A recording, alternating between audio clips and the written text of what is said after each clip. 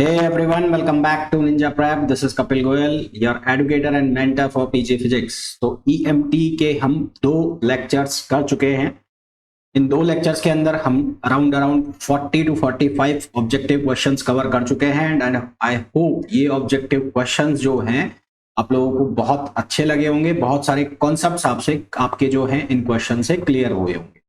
आज का जो ये लेक्चर है इसमें अराउंड 25 क्वेश्चंस हम सॉल्व करेंगे और ये जो क्वेश्चन है ये भी पहले की तरह बहुत ही अच्छे क्वेश्चंस होंगे जो किसी ना किसी एग्जाम में आए हुए क्वेश्चंस हैं। तो इसलिए ये जो एग्जाम है, ये जो क्वेश्चंस हैं, इनकी ऑथेंटिसिटी और ज्यादा बढ़ जाती है। इनके एग्जाम में रिपीट होने के चांसेस या इनके एग्जाम के अंदर आने के चांसेस और ज्यादा बढ़ जाते हैं।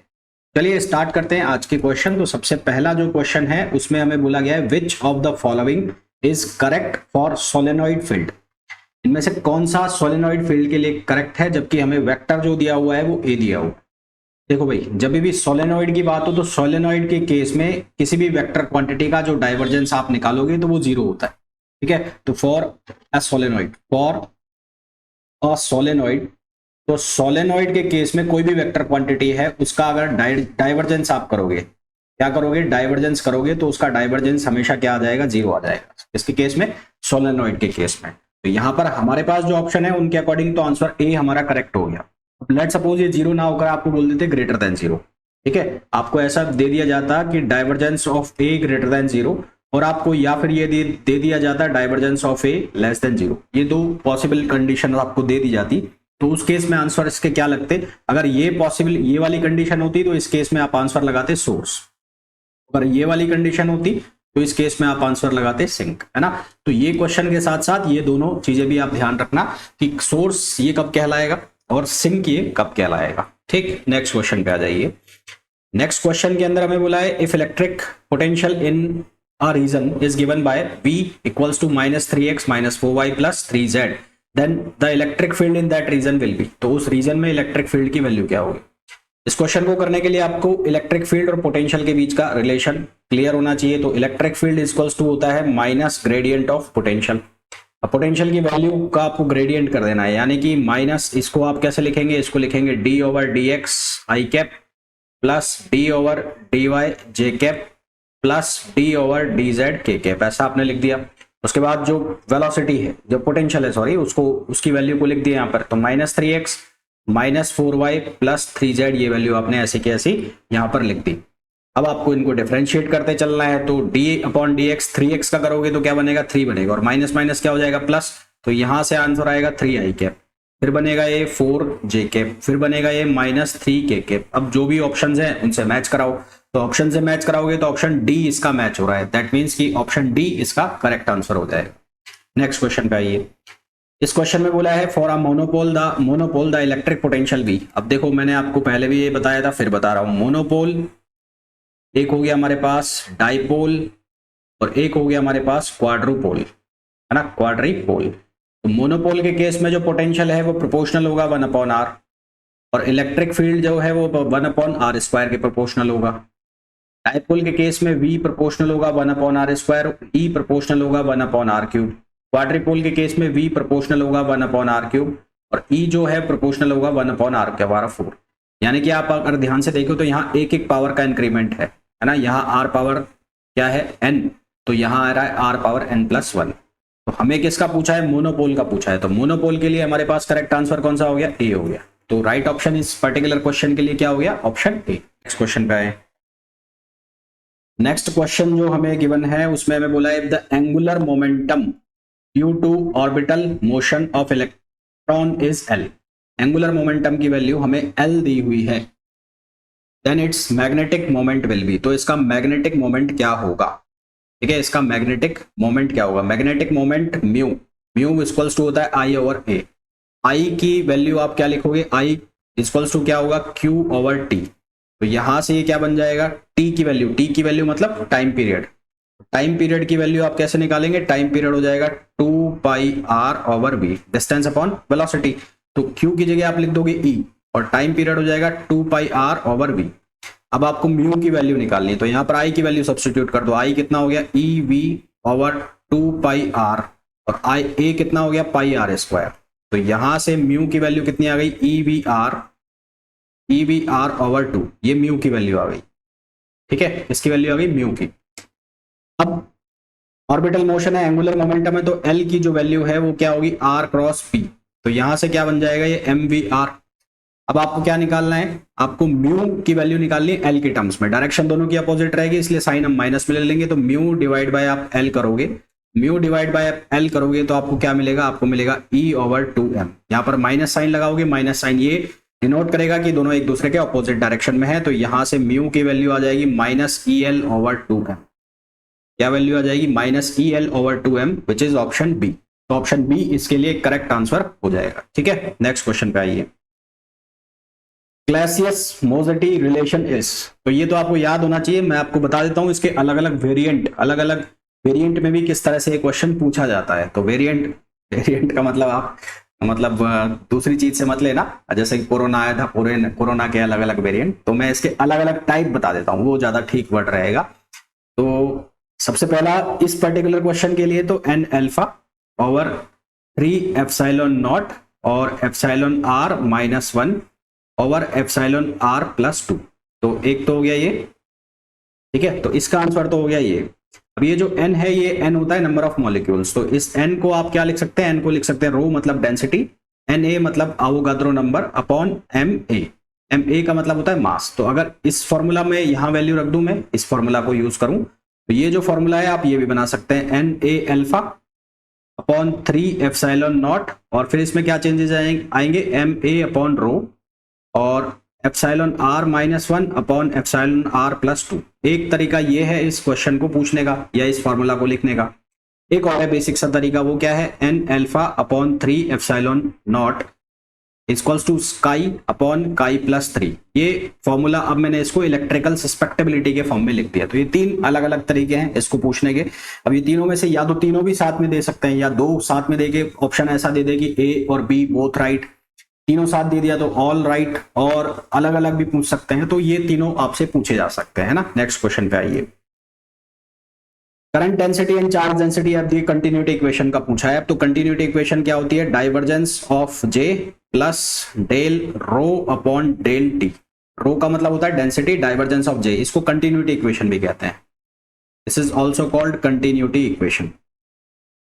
कंटिन्यूटी इक्वेशन, आपको ये क्वेश्चन ऐसे भी पूछा जा सकता है कि which of the following is correct for continuity equation. Next question पे आए।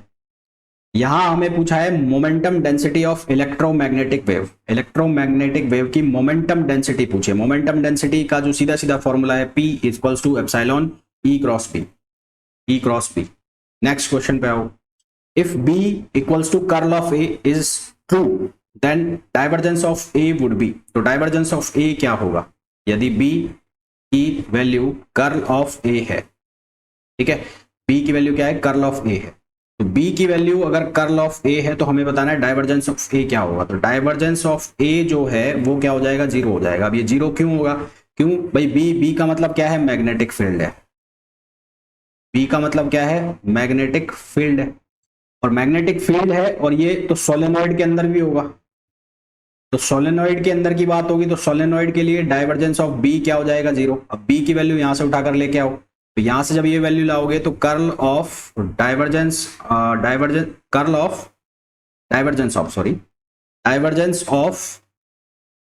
ऑफ A ये किसके बराबर हो गया, 0 के बराबर हो गया।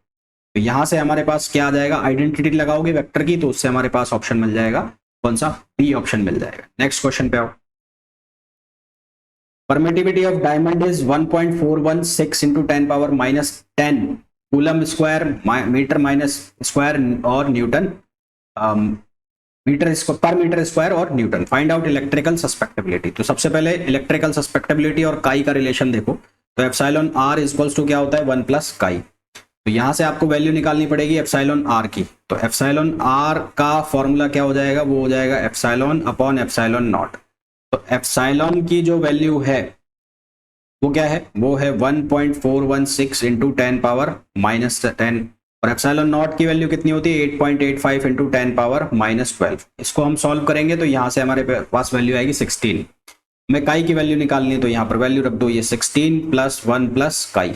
तो काई की वैल्यू कितनी होगी 15, जो कि इलेक्ट्रिकल सस्पेक्टेबिलिटी हो गई। तो करेक्ट आंसर कौन सा हो गया 15 इसका करेक्ट आंसर हो गया। ठीक है, नेक्स्ट क्वेश्चन पे आ जाइए। फॉर अ स्पिनिंग इलेक्ट्रॉन, तो इसके लिए मैंने आपको पहले भी बताया हुआ है कि म्यू एस इक्वल्स टू होता है -E/m/s। आप इसको ऐसे भी कर सकते हैं लिंडेज फैक्टर से भी, म्यू एस इक्वल्स टू जी, उसके बाद s ओवर यहां पर होगा 2m। तो फॉर स्पिन मैग्नेटिक मोमेंट ये जो g है इसकी वैल्यू हो जाएगी -2, तो -2 से -2 कैंसिल हो जाएगा, तो आंसर बच जाएगा s/m। और यहां पर ये रहेगा e भी लगा हुआ यहां पर, तो यहां पर ये e रहेगा। ठीक है, इसको आप ऐसे भी कर सकते हो, तो अलग अलग तरीके हैं। तो हमें जो पूछा है उसमें आंसर क्या आ जाएगा, इसका ए आ जाएगा। नेक्स्ट क्वेश्चन पे आइए। यहां पर हमें बोला है इफ इलेक्ट्रिक पोटेंशियल और इलेक्ट्रिक फील्ड की वैल्यू पूछे -1 1 1 पर, तो सबसे पहला तो रिलेशन जो आप यूज करेंगे माइनस ग्रेडियंट ऑफ v। अब आपको इसका डिफरेंशिएशन करना है ना। तो डिफरेंशिएशन करोगे तो e की वैल्यू क्या बनेगी, देखो सबसे पहले d/dx करोगे तो x के कंपोनेंट कौन कौन से, एक तो ये वाला है और एक ये वाला है, माइनस साइन बाहर लिखा रहने दो। क्या बनेगा, यहां से बनेगा पहला टर्म 12x, इसको डिफरेंशिएट करोगे x के रेस्पेक्ट में 12xy। फिर इसमें x का टर्म है नहीं, इसके अंदर है, तो इसके अंदर क्या बन जाएगा 4yz प्लस 4yz, और ये हो गया i कैप। फिर सेकंड टर्म y वाला, तो y के रेस्पेक्ट में डिफरेंशिएट करोगे तो ये बन जाएगा 6x² प्लस लगा दिया मैंने यहाँ पर 6x², यहाँ पे बनेगा -4yz, तो ये बन जाएगा -4yz, और यहाँ पर +4xz, और ये हो गया j कैप।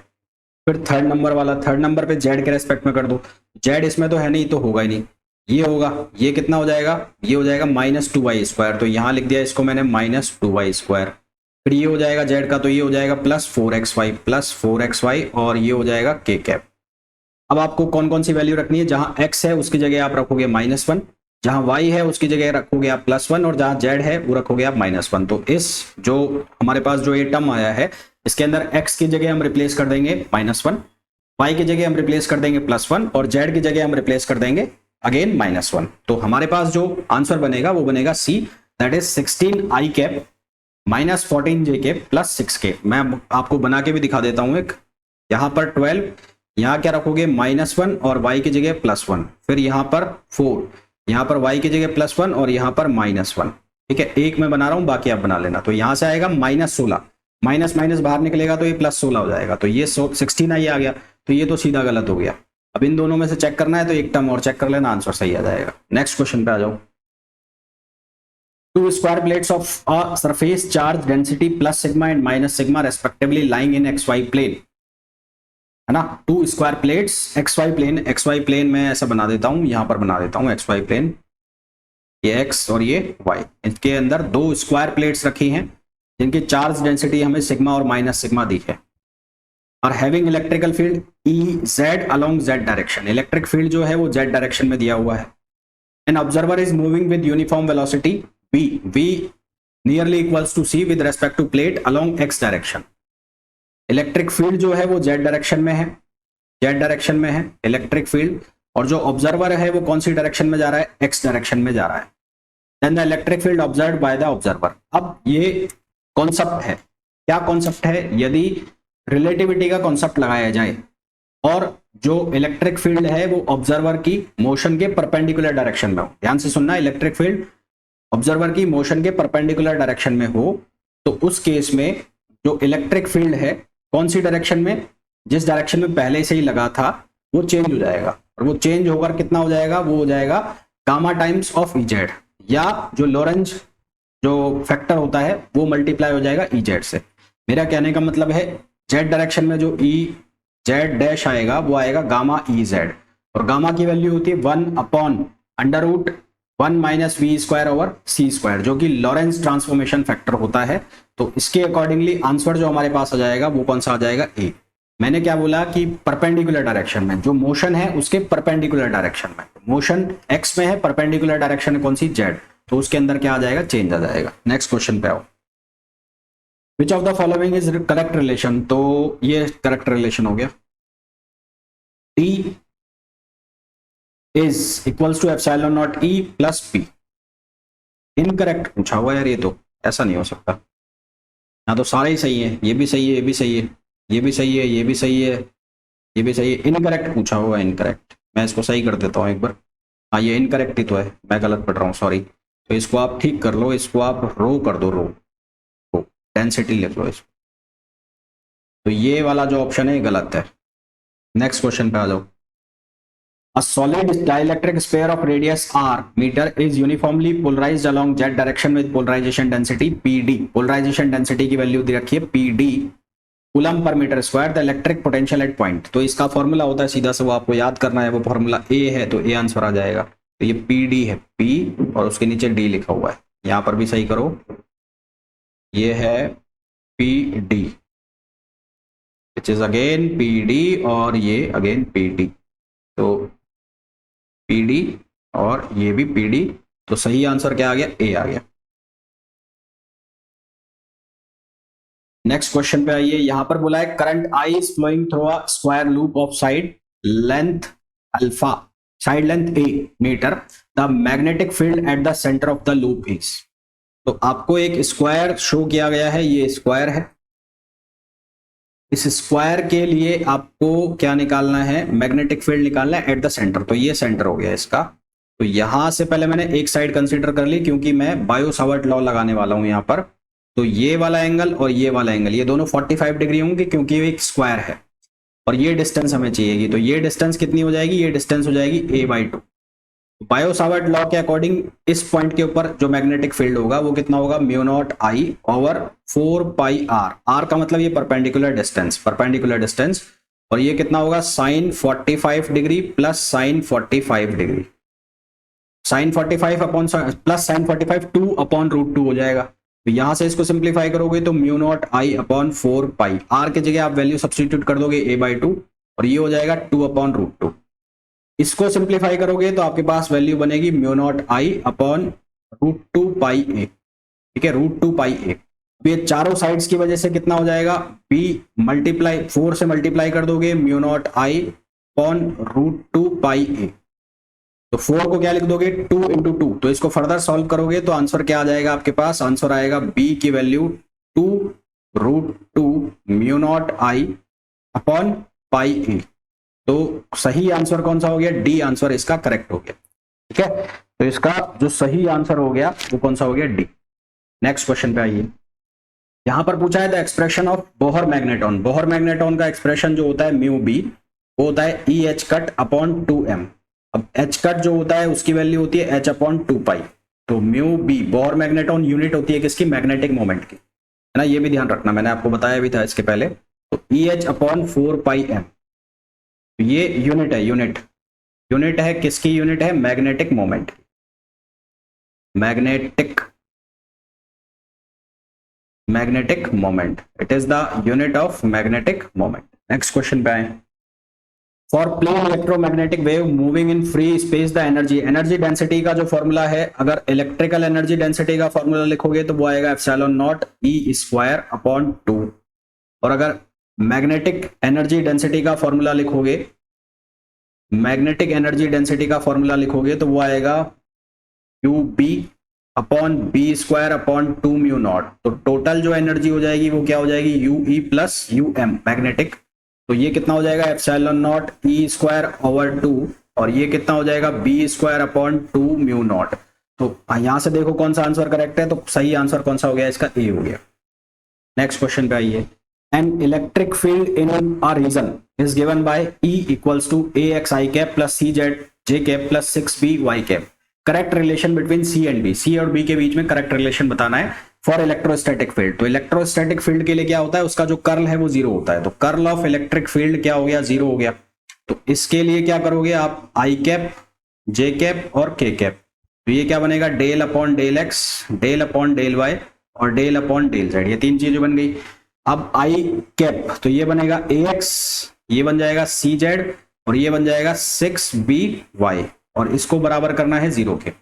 अब इनको क्रॉस मल्टीप्लाई करना है। तो क्रॉस मल्टीप्लाई करोगे तो क्या बनेगा? आई कैप तो ये बनेगा डेल अपॉन डेल वाई। तो यहां से बनेगा 6B और एक बनेगा -C और बाकी के सारे जो डिफरेंशिएशन है वो 0 हो जाएंगे।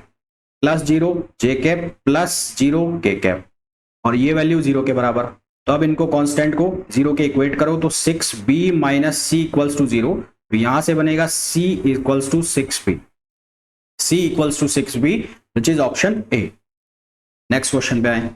A loop of radius r carries a uniformly distributed charge assuming the potential at infinity to be 0.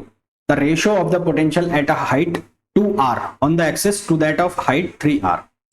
तो सबसे पहली चीज तो क्वेश्चन क्या हो गया, क्वेश्चन ये हो गया, कुछ ऐसा क्वेश्चन है, यहां पर पॉइंट है और ये डिस्टेंस हो गई r और ये हो गई x और ये पॉइंट है।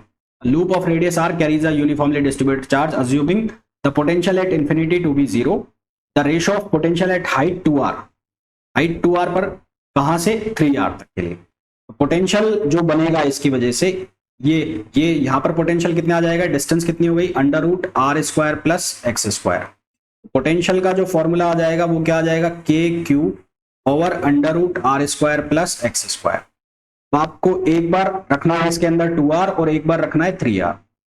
तो पोटेंशियल है height 2r on the axis to that of height 3r, तो Vp एक बार 2r अपॉन Vp एक बार 3r, तो 3r ऊपर चला जाएगा तो एक बार r स्क्वायर प्लस कितना हो जाएगा 3r स्क्वायर, और नीचे कितना हो जाएगा r square plus 2r square ना।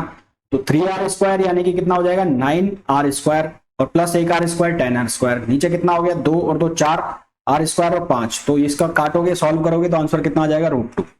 करेक्ट आंसर इसका कितना आ जाएगा √2। नेक्स्ट क्वेश्चन पे आइए। यहां बोला है if Q1 is equals to 12 mu C microcoulomb and find the value of Q2 in the given figure. अब देखो यहां से इलेक्ट्रिकल लाइंस निकल रही हैं, इलेक्ट्रिकल लाइंस निकल रही हैं, वही उसके ऊपर चार्ज की वैल्यू होगी। तो चार्ज का जो रेशो है Q1 अपॉन Q2 वो हम कैसे निकालेंगे, लाइंस गिन लो। तो Q1 ये है तो यहां से कितने निकल रही है 1 2 3 4 5 6 7 8 9 10 11 12। अगर फील्ड लाइंस बाहर निकल रही है तो साइन पॉजिटिव, अंदर की तरफ आ रही है तो साइन नेगेटिव। तो Q1 की वैल्यू कितनी होगी 12, Q2 की वैल्यू चाहिए, Q2 की वैल्यू कितनी हो जाएगी 1 2 3 4 5, तो ये सारी की सारी अंदर आ रही है तो इसको मैंने क्या लिख दिया -5। अब आपको क्वेश्चन के अंदर गिवन है कि Q1 जो है उसकी वैल्यू कितनी है 12 म्यू सी है, तो 12 अपॉन Q2 की वैल्यू आपको निकालनी है तो ये कट गया, तो यहां से Q2 की वैल्यू कितनी आ गई -5 म्यू सी, तो -5 म्यू सी यानी कि ऑप्शन बी इसका करेक्ट आंसर हो गया। नेक्स्ट क्वेश्चन पे आए। नेक्स्ट क्वेश्चन में हमें दिया है if the electrostatic potential at a point x y is given by v equals to 2x plus 4y, then the electrostatic energy density. Electrostatic energy density मैंने आपको अभी बताया था क्या फॉर्मूला है, epsilon naught e square upon 2। तो कुल मिला के आपको e निकालना है।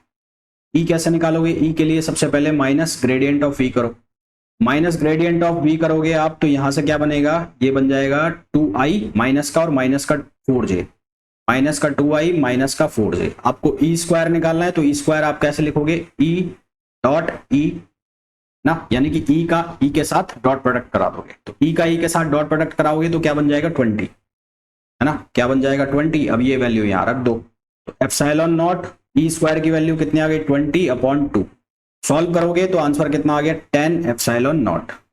10 epsilon naught is the correct answer which is option B. Question number 24 में हमें बोला गया है equipotential surfaces corresponding to a particular charge distribution are given by 4x square plus y minus z whole square plus z square equals to vi, where the value of vi are constant, the electric field E at the origin is. तो electric field origin पर निकालना है तो इसके लिए आपको potential का gradient करना पड़ेगा। पोटेंशियल का ग्रेडियंट करोगे तो कितना बनेगा, ये बनेगा 8x i कैप, फिर ये बनेगा 2y माइनस जेड कैप, और फिर तीसरा बन जाएगा ये यहाँ जे कैप आएगा जे कैप, और प्लस ये बन जाएगा 2z के कैप, ये बन जाएगा।